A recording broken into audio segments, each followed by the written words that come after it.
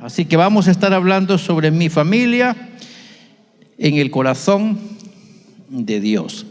Es el enfoque que traemos para esta semana. Mi familia en el corazón de Dios. Y tenemos un texto que hemos seleccionado para esta vez y es Efesios capítulo 2, versículo 10. Y quiero que consideremos los versículos que tenemos aquí subrayados, o las palabras que están subrayadas especialmente, porque de seguro tienen algún significado para nosotros. Y en el transcurso de este tema que vamos a estar desarrollando, no solo hoy, sino durante la semana, vamos a estar tocando algunas pautas que van a ir enfocados desde este versículo. Creo que es el versículo central.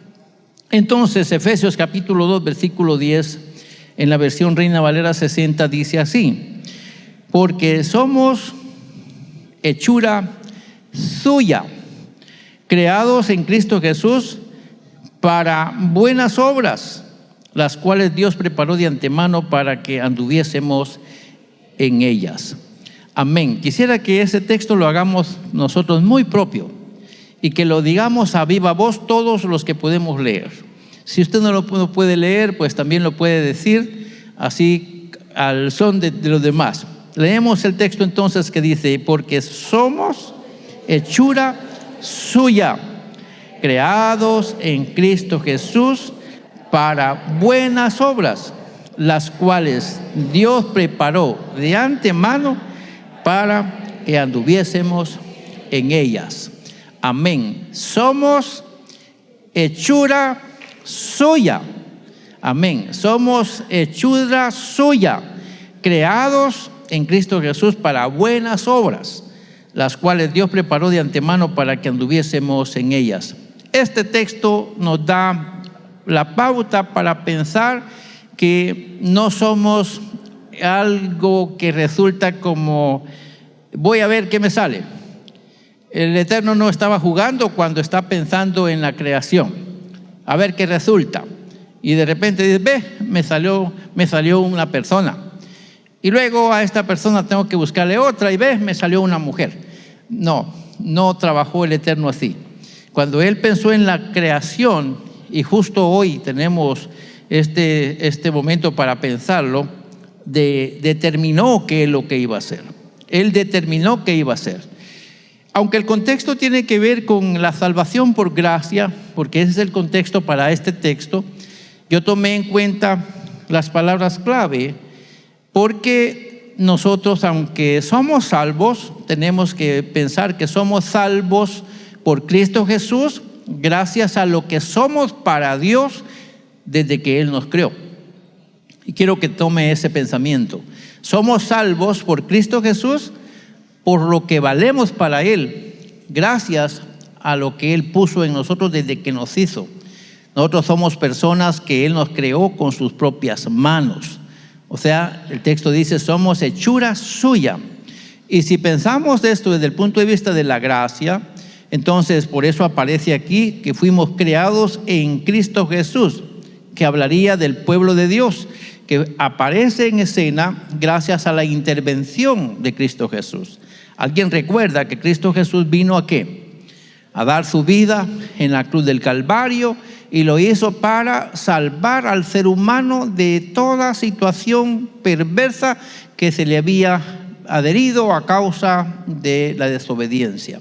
Entonces el Eterno dijo: no voy a demostrar otra cosa que no sea mi bondad y su gracia, que siguió a la criatura humana poniéndole a su favor un camino a tomar. Y este camino pues es el camino de la buena noticia del Evangelio, que anuncia al ser humano su redención, su salvación.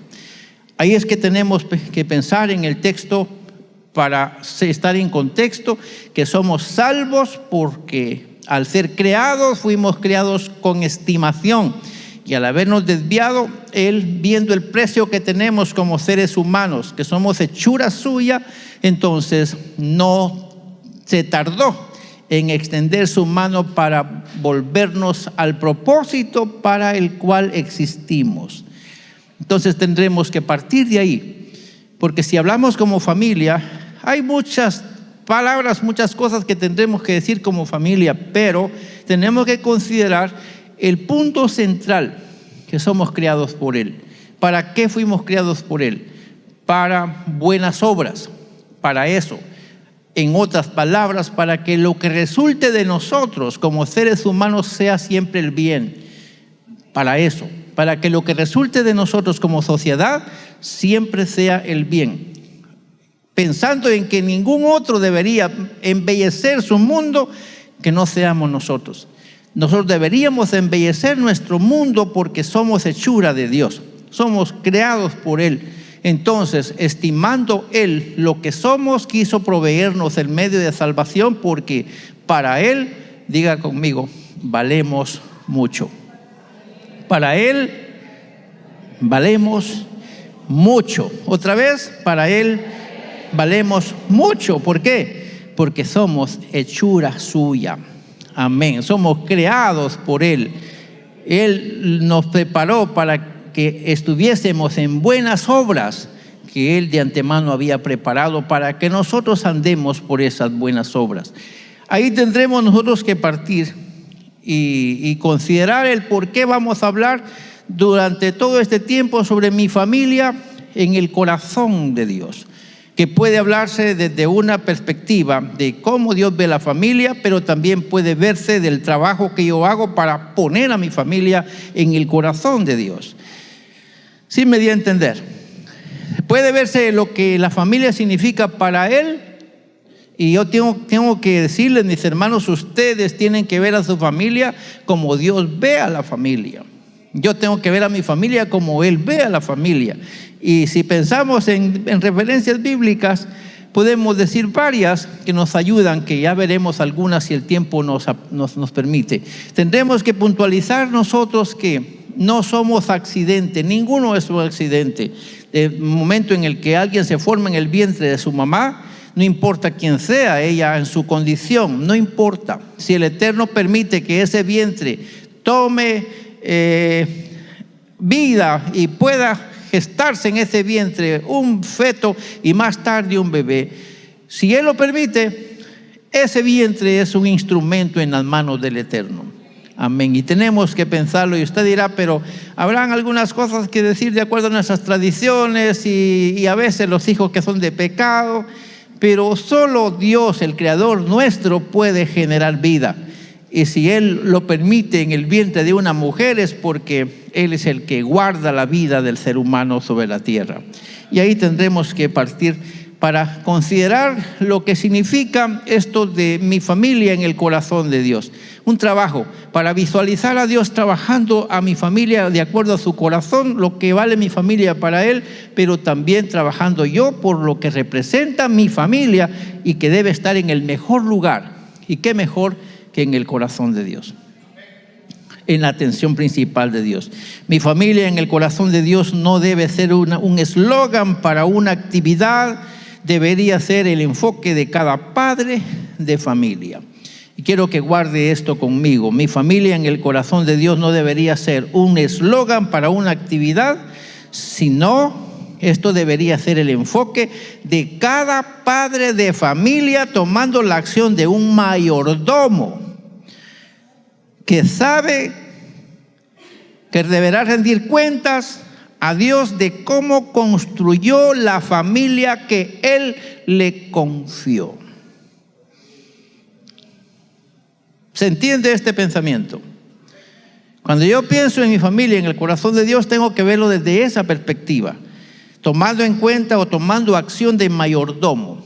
El mayordomo no es dueño de lo que cuida.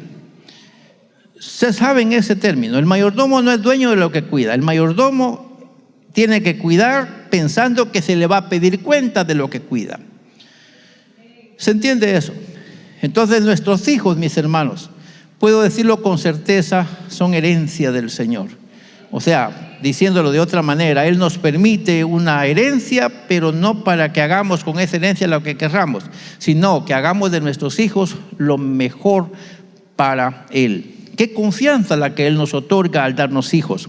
Así que tendremos que ver y nosotros podemos trabajar como respuesta al reconocimiento del lugar especial que el Eterno toma para mi familia. Dios no ve a mi familia como la veo yo. Hay veces que yo digo de mis hijos cosas que no deberían ser. Digo palabras contra ellos que no deberían salir de un padre de familia.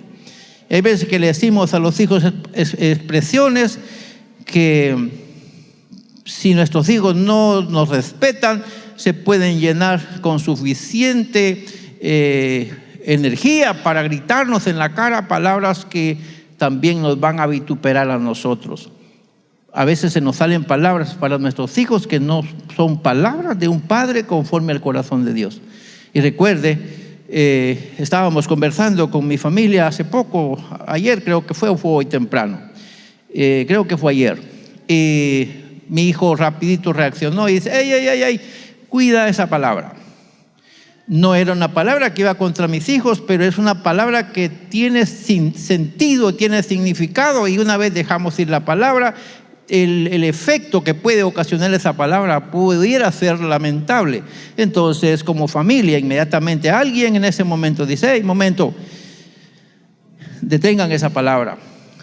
No estamos hablando de vituperio para nuestros hijos, pero es una expresión que íbamos a decir, refiriéndose al ministerio, no a ustedes, sino a nuestra disposición para realizar el ministerio. Y entonces hay que detener una palabra porque puede significar un peso tremendo en el camino. Y si una palabra que tiene que ver con el ministerio hay que cuidarla porque tiene un peso en el camino, cuanto más una palabra que vamos a decir a nuestros hijos, porque nuestros hijos son una bendición. Así que, mis hermanos, el Eterno creó al hombre y a la mujer. Eso lo dice Génesis 1, 27 y 28. Y con esos dos elementos formaría a una familia que tiene un lugar central en el plan de Dios.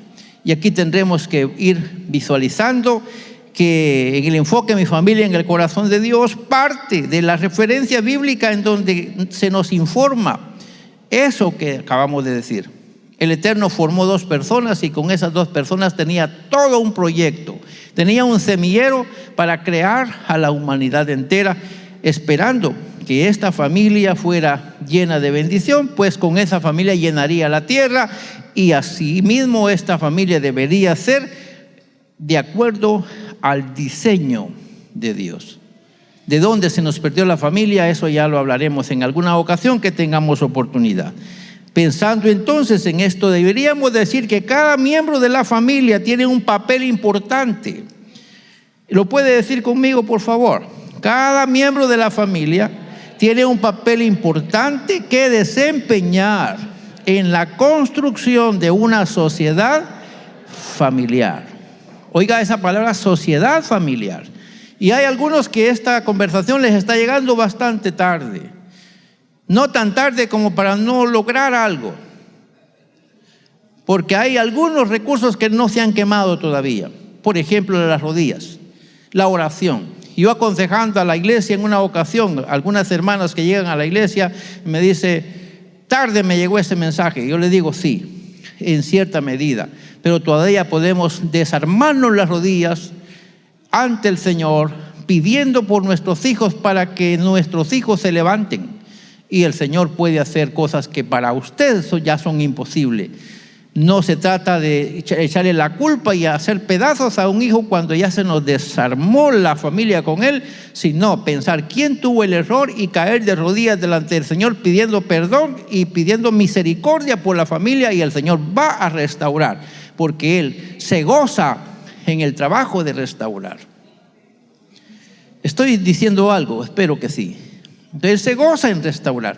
No estamos fracasados si nuestra familia se nos alborotó y ya no hayamos qué hacer con ellos. No estamos fracasados aún. Hay una esperanza en las rodillas, porque el Eterno está presto a escuchar la oración de los que desde la tierra le claman a Él por su familia. Aquí tendremos entonces que entender que cada miembro de la familia tiene un papel importante que desempeñar en la construcción de una sociedad familiar. Póngale atención a esa palabra, sociedad familiar.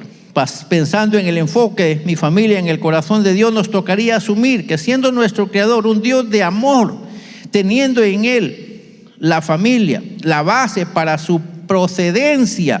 Nos tocará reconocer el por qué Él ama tanto a la humanidad, nuestra familia que es la humanidad. La pregunta es, ¿por qué el Eterno tuvo que despojarse de su Hijo por la humanidad? Si la humanidad está compuesta por familias, y entre esas familias está la mía, y el amor de Dios alcanzó la mía. Entonces, ¿qué tanta importancia tiene mi familia para Él si Él dio su vida por nosotros? Y ahí tendremos que ir puntualizando que su familia es más importante de lo que usted piensa. Si Él quiso darlo todo por su familia, entonces su familia es más importante que lo que usted está pensando que es su familia. Y usted puede decir, es que mi familia es un aquí, es un allá, y puede referirse despectivamente cuanto quiera por su familia, que no hace bien con eso, por cierto, pero usted lo puede hacer porque está viendo la realidad allí. Y eso no podemos verlo con buenos ojos, por cierto. Y usted ve a la familia así. Sin embargo, Él está viendo esa familia como sus hijos, sus criaturas, sus pequeños. Entonces, ¿por qué no darle el cambio y decir, bueno, voy a empezar a ver a mi familia como la ve Dios? Y empezar a declarar palabras sobre nuestra familia. Yo dije una expresión hace un rato, vamos a profetizar sobre este niño. Y lo podemos hacer. No nos calificamos como profetas, pero tenemos autoridad en la palabra para proferir palabra que es de bien, que palabras que salen de nuestra boca que van cargadas de bendición para bendecir a alguien. Y entonces declaramos esto. Tenemos una responsabilidad para crear una sociedad fuerte en donde se refleje la fe en el Dios de amor y de bondad. Ahí tendremos que trabajar. Nuestra vida religiosa emerge de la fe judeocristiana. No podemos volcarnos a otro lado. La fe cristiana nuestra viene de los judíos, porque allá se incubó, se ingestó la idea de la religión. Tenemos que partir de ahí. La fe que profesamos entonces se relaciona con lo que hemos escuchado o leído en la Escritura. Y las Escrituras que nosotros usamos, las que conforman nuestro texto sagrado, la Biblia, ese libro surgió en contextos que no podemos ignorar. Y entre esos contextos podemos ver que hay expresiones que usamos desde el orden doctrinal, ético o teológico. Y entre los asuntos que tienen que ver con nuestra ética en la iglesia, la familia tiene un lugar importante en nuestros principios éticos. Y aquí podemos decir que es necesario asumir, y quiero que lo diga por favor, que en nuestros principios prácticos, en la posición número 4, se enfoca la responsabilidad familiar, enfatizando la prioridad de la familia, la santidad del matrimonio y el orden bíblico en el hogar. Eso tiene que ver con el artículo 4 de nuestros principios éticos o nuestros principios prácticos. O sea que tenemos un paquete doctrinal que tiene que ver exclusivamente con la familia. Y aquí dice responsabilidad familiar, enfatizando la prioridad de la familia, la santidad del matrimonio y el orden bíblico en el hogar. 3 aspectos importantes que la iglesia no debería ignorar. Amén. La importancia que tiene la familia, la importancia que tiene el matrimonio de acuerdo a la voluntad del Señor y la voluntad de Dios para el hogar en sí. Mis 2 viejos más su descendencia. Que el hogar se conforma empezando con 2 personas, pero luego los hijos y los nietos que van conformando, que más tarde se le llama la familia y podemos titularla con el apellido que más abunda en nuestra tierra. Amén. Y tendremos que irlo puntualizando de esa manera. Tenemos entonces que ver que nuestra Biblia abunda en referencias bíblicas que tienen que ver sobre la responsabilidad nuestra sobre la familia. Y aquí tendremos que partir de los textos sagrados y de las culturas en las que se gestaron estas ideas. Por cierto, para nuestro enfoque temático en relación con la familia, es preciso tomar en cuenta algunos puntos de vista según la concepción hebrea y griega, que son los idiomas originales en los que se escribió nuestro texto. Y desde ese texto hay palabras que se refieren a familia con un significado muy abundante. Y desde la cosmovisión griega, para la referencia a familia se usa la palabra oikos. Oikos. Esa palabra oikos es muy amplia. Ahí la tiene, oikos, que se está hablando de la unidad básica de la sociedad. O sea que cuando pensamos en la familia no es un simple grupito, y que algunos los pueden etiquetar con malas expresiones como los aquí o los allá o los por allá. Entonces estamos hablando que ese grupito tan pequeño que puede ser en algún momento vituperado por su comportamiento, ese grupito conforma una unidad básica para la sociedad. Y ya ve usted qué problema entonces vamos a encontrar en la sociedad que tenemos hoy. ¿Qué sociedad tenemos hoy? Si la familia es la clave, ¿por qué las familias, por qué la sociedad está hoy así? Oímos que de repente le quitan la vida a un ser humano. Es familiar de alguien, es hijo de alguien, es nieto de alguien, es hermano de alguien, es sobrino de alguien, es primo de alguien. Es parte de una familia ese al que le privaron la existencia. Es parte de una unidad básica, es parte de nuestra sociedad. Y aquí tendremos que ver esa palabrita entonces que tiene que ver con nuestra familia. En el contexto donde emergen los términos para familia se consideraría que, lo puede decir conmigo, la familia como la base fundamental debería verse como la propiedad principal del jefe de la familia. Propiedad principal.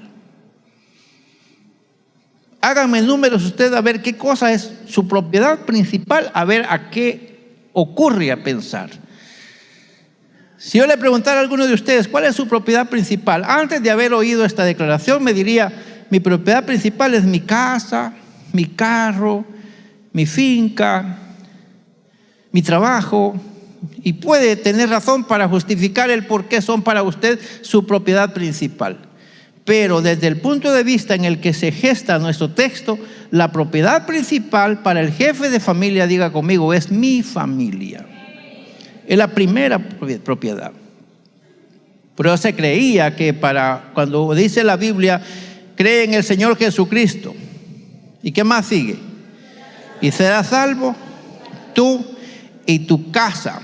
Luego, aquel otro versículo que dice cierto pensador, ustedes ya saben de quién hablo. Dice: si mal os parece servir al Dios que nosotros servimos, pues sirvan a quien quieran, pero yo y mi casa serviremos a Jehová. Y lo está diciendo desde el punto de vista del concepto que eso significa. Si yo entro primero, luego todo lo que es mi principal propiedad viene después. Esto significa que si yo entro al Evangelio, toda mi familia puede lograrlo. Me estoy dando a entender.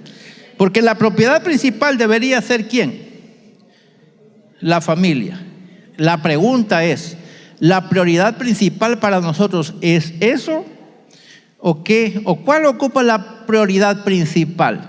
Porque si la prioridad principal no es nuestra familia, entonces hemos desperdiciado nuestras energías dedicando fuerza a lo que no es nuestra propiedad principal. Y el problema va a ser que si no dedicamos tiempo a nuestra propiedad principal va a ser efímera. O sea que de repente voy a abrir los ojos y esa propiedad no está, se la llevó el viento. Y quiero avanzar, tengo mucho que decir, hay bastante que hablar al respecto de esto, pero hay familias muy numerosas, pero cuando los padres se enteran, se han quedado solos. Ni una llamada telefónica, ni un buenos días, ni un par de flores, por lo menos de las que son comestibles, nada. Dice: tuve tantos hijos para después estar solo. La pregunta es: ¿qué pasó? ¿Por qué la propiedad se nos esfumó de las manos? ¿Quién falló? ¿Fallaron los hijos o fallamos nosotros? Y a eso tendremos que empezar a ver y abrir nuestros sentidos y considerar a qué le estamos dedicando más prioridad. Si nuestra prioridad es mi familia, tengo que dedicarle a mi familia como propiedad principal lo más importante. Estaba platicando con alguien esta semana que pasó y me decía: estoy pensando que tengo que bajarle un poquito a mi trabajo, y esa persona está aquí oyéndome. Tengo que bajarle un poquito mi trabajo porque tengo que aprovechar a mis hijos. Tengo que estar un poquito más tiempo con mis hijos. Y yo dije estas palabras: los hijos de repente se le van a ir de la casa y ese deseo nunca estuvo, nunca se logró. Nuestros hijos se nos van de la casa, se nos hacen grandes y si no jugamos carrito con ellos, cuando intentamos jugar carrito con ellos, ya es tarde. Ya es tarde. Me estoy dando a entender, mis hermanos. Por eso dije, a algunos les llegó tarde lo que estoy diciendo. A algunos les llegó tarde lo que estoy diciendo. Pero no es tarde para caer de rodillas y decirle al Señor, por favor, perdóname y salva a mi familia. Y las dos cosas puede hacer el Señor. ¿Están de acuerdo conmigo? Bueno, entonces, en este contexto estamos diciendo que de ahí viene el Salmo 128, que lo leemos así. Dice, tu mujer será como vid, que lleva fruto a los lados de tu casa, tus hijos como planta de olivo alrededor de tu mesa. He aquí, así será bendecido el hombre que teme a Jehová. Amén. Con su mujer y sus hijos. Así será bendecido el hombre que teme al Señor. En Génesis 15:3, Abraham expresa su preocupación al Eterno de que al no tener hijos, su heredero tendría que ser alguien que no pertenece a su familia o alguien que no es de su linaje. O sea, una persona que es reconocido como esclavo o servidor, o el muchacho que me hace la limpieza, la muchacha que hace la limpieza en la casa, que la tenemos como hija. Ajá, se puede, se vale, pero no tiene sentido que la muchacha de la casa se lleve la herencia si no hay más. Entonces Abraham está preocupado porque él no hablaba de que está bien tener a alguien en su casa, pero él no quiere que su herencia quede en manos de quien no es su sangre, sino que su herencia debe quedar en manos de quien es su sangre.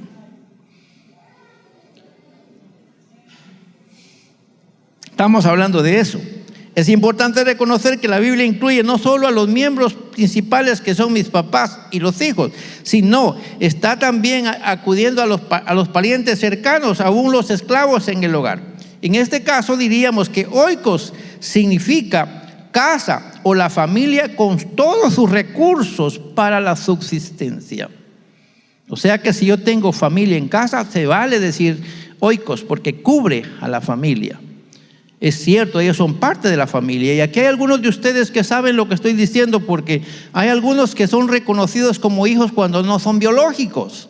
He hablado con algunas madres aquí en esta comunidad que me dicen, él es mi hijo, lo recibí de 3 meses.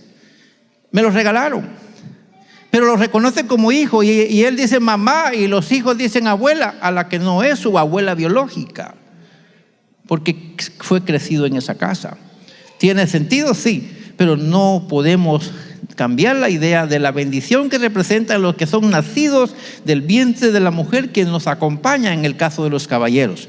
Así que, hermanos amados, la familia tenía como función principal la continuación de la estirpe, o sea, la raza, o sea, el linaje con quien había que transmitir valores, siendo el padre como el principal responsable de la educación y del gobierno, aunque la madre estaba a cargo de la instrucción, la enseñanza y la custodia de los hijos. El papel de la mujer en la casa era instruir, enseñar, que es diferente, y luego custodiar. O sea, ¿dónde está Paquito? Ahí se fue por las gradas Paquito, de repente se va a ir sin control y se va a reventar la carita. Es responsabilidad de la madre lo que le pase a Paquito. ¿Por qué se quedaron suspensos? Porque a algunos de ustedes se les cayó Paquito varias veces. Porque ya estaban con aquel bendito aparato diciendo estoy cuidando a mi tesoro y picando el aparato, y de repente Paquito se fue por las gradas. Bueno, eso no fue antes, eso fue hoy. Amén, mis hermanos. Tenemos que prestarle cuidado a eso.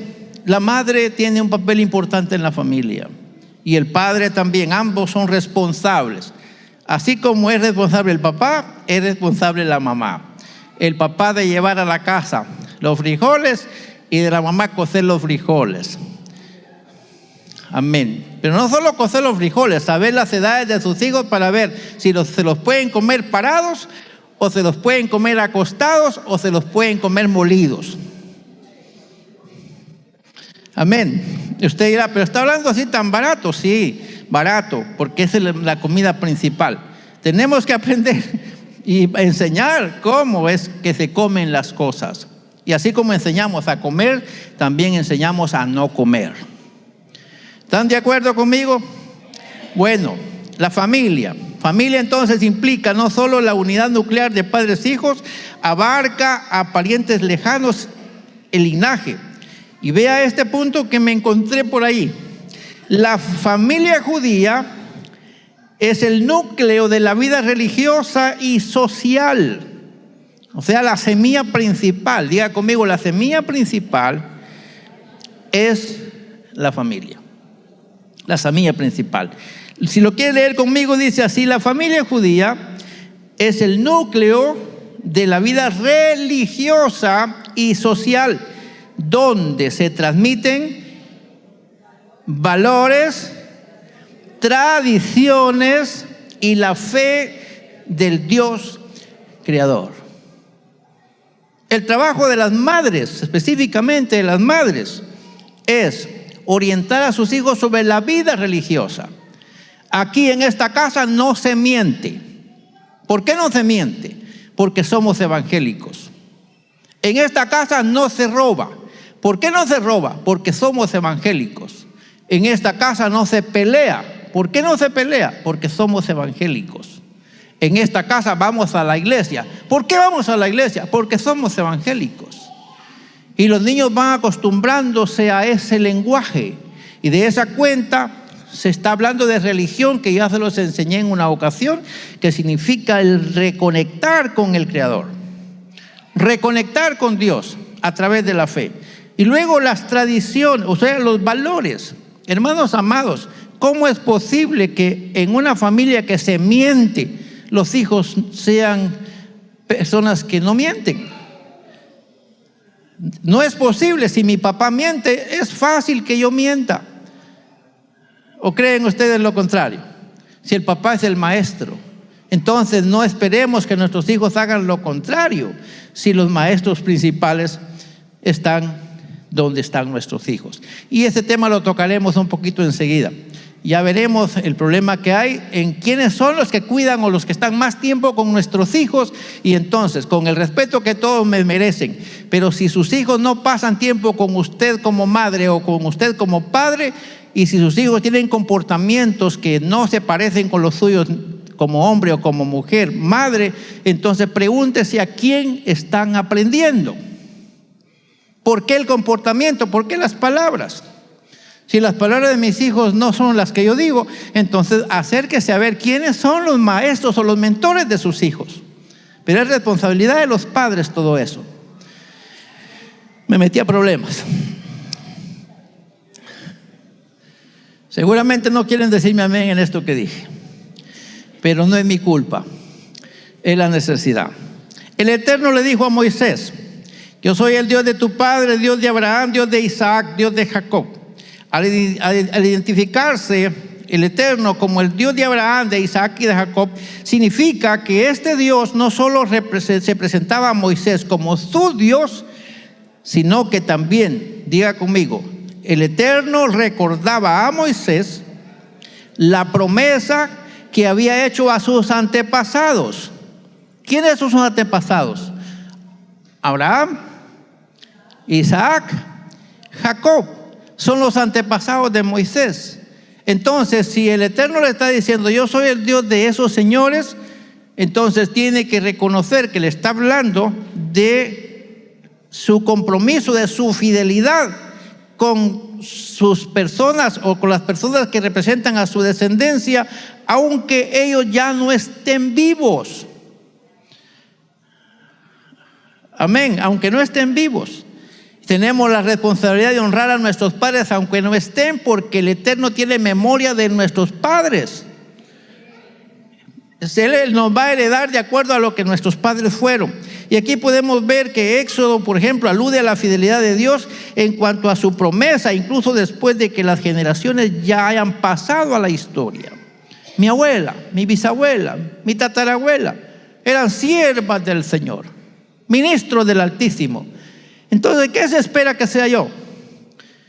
Lo mismo, porque mis antepasados son ministros del Altísimo.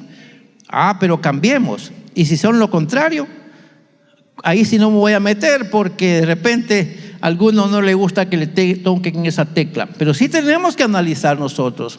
Si podemos heredar las promesas de la fidelidad del Señor, también puede ser que aquel otro, que el Señor lo reprenda, meta su mano y haga una cadena de problemas en nuestra descendencia, y en las que yo me estoy encontrando con grandes piedras en el camino. Yo no hay qué hacer con eso. Espero que lo veamos más adelante.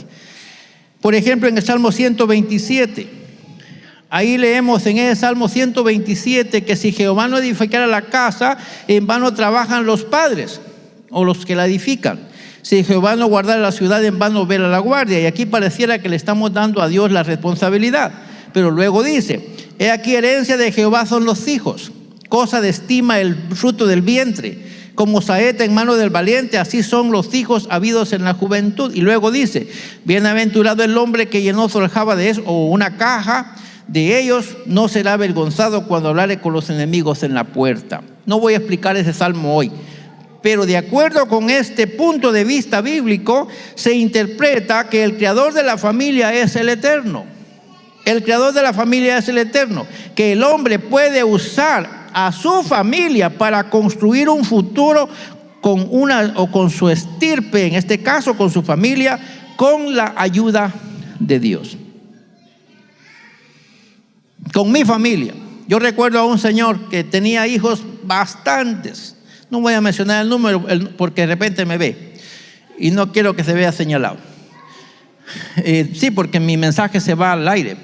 Entonces, mis hermanos, quiero decirles que esa persona, cada año la mujer estaba criando. Cada año un bebé en la familia. Cada año. Y esto fue bastantes niños. Y todos pensaban mal, porque el hermano no pasaba de una mudada, una ropa. No podía comprar ropa para él porque no le alcanzaba a causa de sus hijos. Pero cuando sus hijos crecieron, porque les enseñó principios y valores muy correctos, él y también su esposa, después sus hijos crecieron y ellos se envejecieron. ¿Y qué cree que pasó? Después ellos andaban como que eran peluches en las manos de los hijos. No rebotando de casa en casa, sino que sus hijos después no los dejaban asentar ante una necesidad. Apenas le dolía una uñita al viejo, ahí iban los hijos encima para ayudarle. Le dolía una cana a la señora, iban los hijos para ver cómo le hallaban remedio a la cana. Y así, usted ya está exagerando, porque el cuidado y la atención de sus hijos era tal, podían porque eran bastantes hijos. Así que bienaventurada las familias que tienen bastantes hijos, hijos que les enseñaron a vivir como hijos. Si no les enseñaron a vivir como hijos, lamentablemente, tampoco van a ver a sus padres como padres, y eso va a ser lamentable cuando llegue el tiempo de la vejez. Que Dios nos libre de todo eso. Amén, hermanos. Tenemos que entender que de acuerdo con la Biblia, podemos nosotros usar a nuestros hijos para construir un futuro saludable, o desgraciarnos la vida por no haber hecho el trabajo bien hecho. Siempre me salen malas palabras, perdónenme. Salmo 139 habla de que el Eterno produce los hijos en el vientre de la mujer. Usted dirá, ¿eso quiso decir el salmista? Pues eso es lo que entiendo yo. Cuando dice que en mi embrión vieron tus ojos, y en tu libro estaban todas las cosas que fuiste criando, sin faltar una sola de ellas. Salmo 139 del 13 al 16, por si usted lo quiere leer. El Salmo 128, 1 al 6, ahí leemos que bienaventurado todo aquel que teme a Jehová, que anda en sus caminos. Cuando comiere el trabajo de tus manos, bienaventurado serás y te irá bien. Y luego dice, como tu mujer como vid que lleva fruto a los lados de tu casa, tus hijos como planta de olivo alrededor de tu mesa. He aquí, así será bendecido el hombre que teme a Jehová. Y luego dice, bendígate Jehová desde Sión, y veas el bien de Jerusalén todos los días de tu vida, y veas a los hijos de tus hijos. Yo dije en la oración hace poco, estoy pensando ver a este niño ser un jovencito. Y alguien dirá, pero ¿a qué se atreve si ya se mira pelón, ya no tiene cabello en su cabeza? Ese es un viejo que ya están cortos sus días, piensa usted. Pero yo tengo esperanza de vivir muchos años para ver a estos jovencitos realizarse. Cuando ellos lleguen a mi casa y me digan, usted fue el pastor que me presentó en la iglesia. ¿Usted cree que no lo puedo lograr? Lo he logrado. Ya muchos niños que he presentado me ha tocado irlos a casar. O sea, se crecieron. Y ellos me dicen, yo quiero que usted me case porque usted me presentó en la iglesia. Bueno, a más tarde, pues más rápido. Y entramos a hacer el trabajo. Así que, mis hermanos, tenemos que reconocer que el Salmo 128, diga conmigo, alude a que los hijos, la familia, es una bendición que el eterno Creador comparte con el padre de familia y también con la madre para la creación de la sociedad. Hermano, me bendice cuando pienso en este pensamiento, que el Eterno comparte su creación conmigo. Mis hijos son de Él, porque Él los produce en mi seno. Mi esposa fue un instrumento para que mis hijos fueran el regalo que el Eterno me proporcionó. Así que Él comparte conmigo de su creación a través de mis hijos. Espero que alguien se esté alegrando por esto y dígale gracias, porque Él es muy generoso al compartir conmigo la herencia bendita de los hijos. Amén. ¿Cuántos son padres aquí? Levante la mano los que son padre o madre. Vamos a ver. Bueno, levante sus manos al cielo y dígale, papá, gracias por compartir conmigo esta bendición. Amén. Dígalo, quiero escucharlo. Gracias por compartir conmigo esta bendición. Mis hijos, cuando llegan a mi casa, me dicen, papi, qué palabra más rica esa, hombre. Mami, qué palabra más dulce esa, pues. O si no digan, la vieja. Bueno, alguna razón tendrán para decirles que la vieja o el viejo, usted saque conclusiones. Pero no hay palabra más dulce que un hijo le diga, papá, buenos días, papá, ¿cómo amaneciste? Buenos días, mamá. O que usted sabe, diga, levantarse sus hijos, parece que dos perritos hay en la casa y si fueran perros todavía se mueven las colas. Hay veces que con los hijos que criamos nosotros ni buenos días dicen. Pero ese es el problema suyo. No sé cómo está compartiendo usted lo que Dios le da para compartir. Si se ofende conmigo, razón tiene, lo entiendo. Pero la intención es buena, decirle que cuidemos la herencia que el Señor nos da. Amén. ¿Por qué tendremos que trabajar temas en relación con la familia? Responda junto conmigo. Para visualizar que la familia tiene para Dios un lugar importante. O sea, visualizar la importancia que la familia tiene para Dios y cómo esta es de gran valor en la creación de la sociedad humana y así poder asumir nuestra responsabilidad en el rol paternal. No es solamente engendrar, hay una tarea después. Y peor cuando hay padres que dicen, y le dice ella, mi hijo, te tengo una buena noticia, le dice ella. ¿Qué pasó? Estoy embarazada. Y él le dice, ya nos cargó la mica.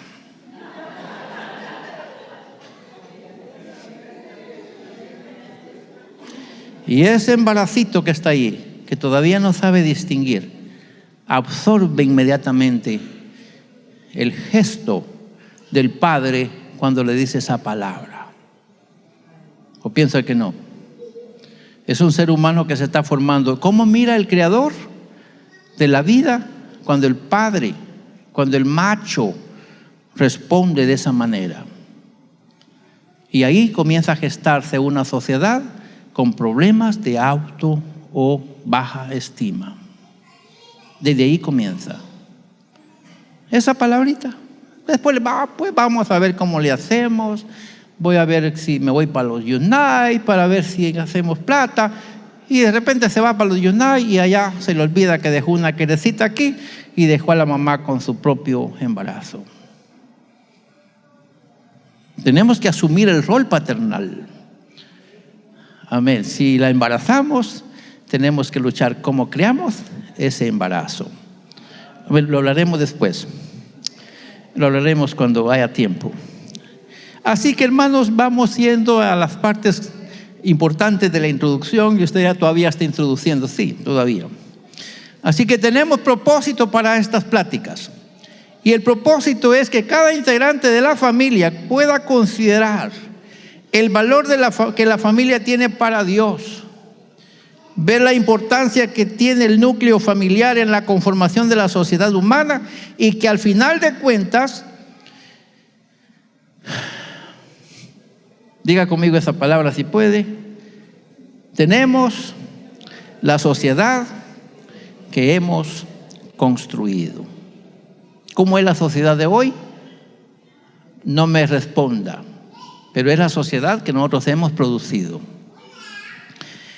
En el asunto de los objetivos principales o específicos, pretendemos lo siguiente: concientizar a los responsables de la conformación de la familia, especialmente a los esposos y luego padres, para que tomen en cuenta el lugar y en serio la responsabilidad que ellos tienen en cuanto a la conformación de una familia saludable, como Dios espera y manda, que esto es fundamental para poder producir familias saludables. No puede un árbol de naranjo dar mandarinas. Aunque parezca en su género, las hojas, ni siquiera las hojas se parecen. El naranjo y el mandarino no son lo mismo, las hojas. No son lo mismo las flores y tampoco el producto. Cada uno da de acuerdo a su género. Entonces tenemos que pensar en esto de que crear familias saludables. Número 2, responsabilizar a quienes integran a la familia y están bajo tutoría y o mentoría paternal, que identifiquen los valores necesarios para la conformación de una sociedad saludable, y que se considere que el del núcleo familiar salen quienes enseguida conforman la sociedad humana. Diga conmigo: los que evangelizan salen del hogar. ¿De acuerdo? Los que evangelizan salen del hogar, pero también los que matan salen del hogar. ¿Qué hizo la diferencia? Ya lo hablaremos enseguida. Algo tuvo que hacerse para que hubiese diferencia. Y usted dirá: ¿pero por qué siempre dice lo hablaremos enseguida? Porque esta es una cadena de temas que vienen en camino, y tendremos que hablar otras cosas más después, y a su tiempo cada cosa. Número 3, estimular a los que asisten a nuestra iglesia, esto es a ustedes y a los que están por allá que también asisten a alguna iglesia, que tienen una familia, a que por lo menos escuche que somos responsables del tipo de sociedad que estamos produciendo. Por lo menos que lo escuchen. Si no se quiere hacer responsable, pues yo no tengo problema con eso. Yo asumo mi responsabilidad, y usted tiene que por lo menos escuchar, y que de acuerdo con esta declaración cada integrante de la familia contribuya al buen funcionamiento de la microsociedad, nuestro núcleo familiar inmediato, que nos ayude a encontrar a los responsables de la sociedad que producimos y que tenemos. Un ejemplo por lo menos puedo decirles. Es un chiste por lo menos, pero algunos ya lo saben y lo han contado hasta en predicaciones. Dice que una vez llegó alguien a la casa, pero la señora de la casa tenía una deuda, y cada vez que había oportunidad le llegaba el cobrador. Y la señora sabía que esa fecha iba a llegar el cobrador, y le dice al niño: si viene alguien y pregunta por mí, decirle que no estoy. Ustedes ya saben lo demás. Y el niño, cuando llegó alguien, buenas tardes, y preguntó por la señora, y el niño dijo: dice mi mamá que no está.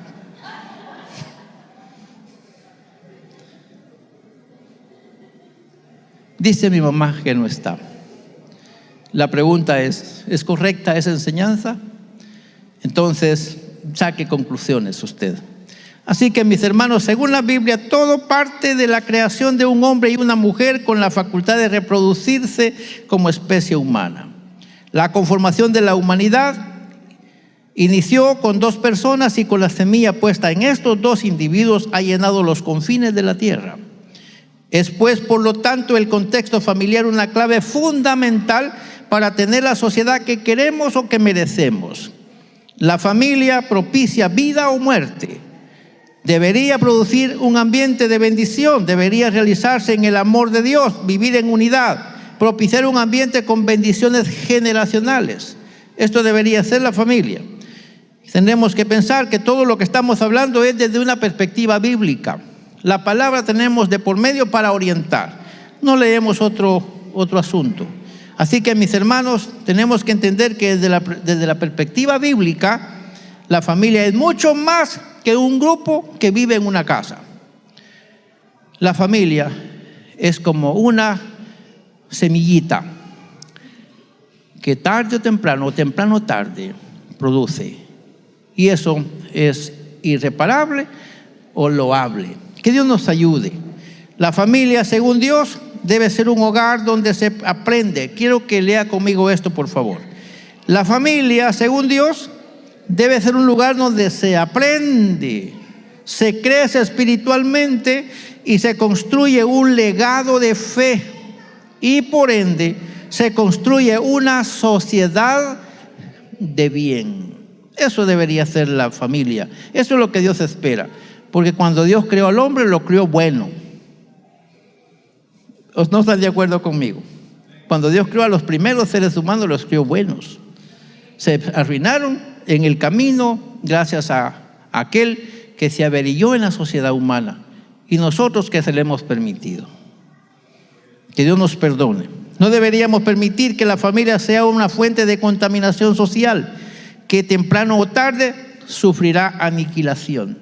Me sorprendió y me dio dolor cuando hoy por la mañana, en algún horario, alguien presenta una imagen de aquí de nuestro pueblo, donde hay una persona sobre un muro, ahí cerca del mercado, donde otro llegó, alzó su mano y le privó la existencia y lo deja embrocado sobre un pedazo de cemento. Luego, otra vez, por el otro lado, por esta parte, alguien llega y le priva la existencia a gente joven. No está malo que maten a los ancianos que superan los 100 años. No está malo, no está bueno. Dirá, matan a un anciano de 100 años, no lo van a hacer nunca. Pero no está nada de bueno que maten a un joven que tiene vida por delante. Un joven de 23 años. Que lo maten. La pregunta es, ¿por qué lo mataron? Y la otra es, ¿quién lo mató? Tanto el que mató como el que mataron, de seguro andaban en pasos que no tenían que haber andado. ¿Y de dónde salieron ellos? Digan conmigo, de la familia. Porque son nuestros vecinos, son gente de nuestro pueblo. Hermanos amados, ¿estaré platicando yo con gente de otro planeta? ¿O estaré hablando con gente de nuestro pueblo? ¿Cuántos están de acuerdo conmigo que así está la sociedad hoy?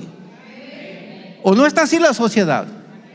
Diga conmigo, gracias a Dios por mis hijos. ¿Lo puede decir conmigo? Gracias a Dios por mis hijos. Porque mis hijos están aprendiendo buenos principios y buenos valores. Si usted no lo está haciendo ahorita, empecemos ya, mis hermanos. Porque si no lo hacemos, nuestra familia será una fuente de contaminación social. Duele que maten a alguien. Pero duele que a ese que mató a alguien lo tome la autoridad y lo metan al bote. Las dos cosas son duras. Son nuestros seres queridos, son nuestros familiares que están padeciendo ahí. Son nuestros hijos del pueblo.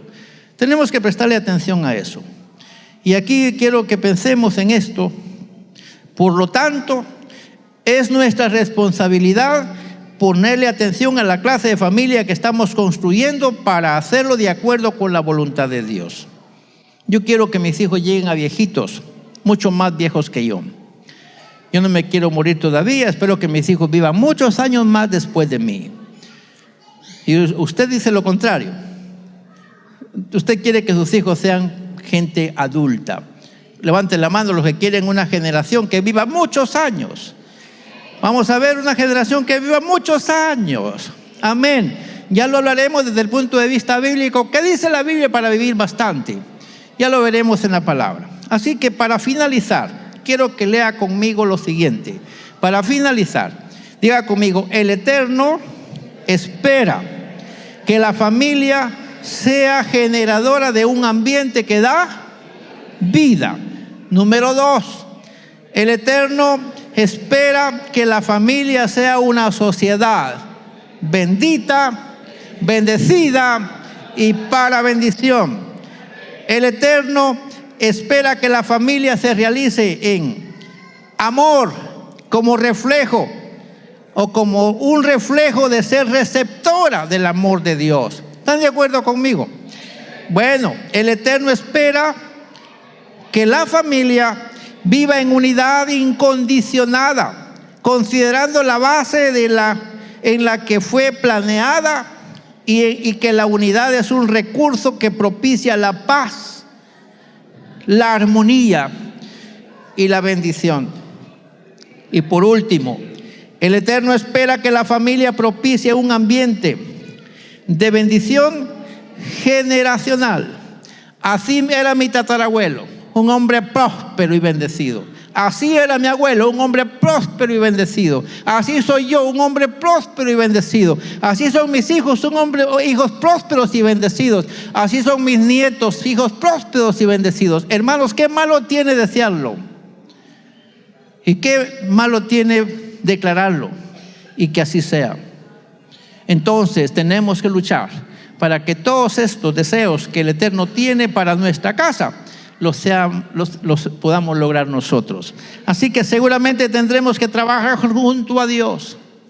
Diga conmigo: tendremos que trabajar junto a Dios. Amén. Tendremos que trabajar junto a Dios. No debemos perdernos ninguno de los detalles que tengan que ver la conformación de nuestra familia.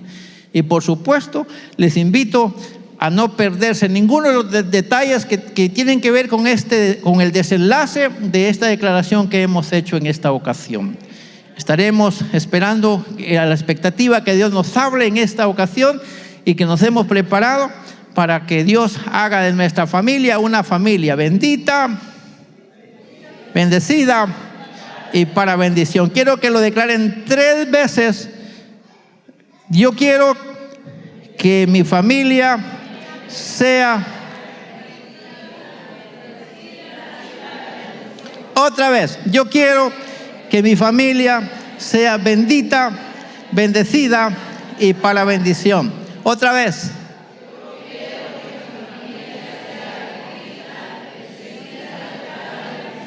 Y les tengo una buena noticia: si logramos eso, hemos contentado el corazón de Dios, porque eso es lo que quiere de nuestra familia. Así que si lo hemos logrado, el corazón de Dios está complacido, y cuando hemos ganado el corazón de Dios, nuestra familia es una familia que hace la diferencia.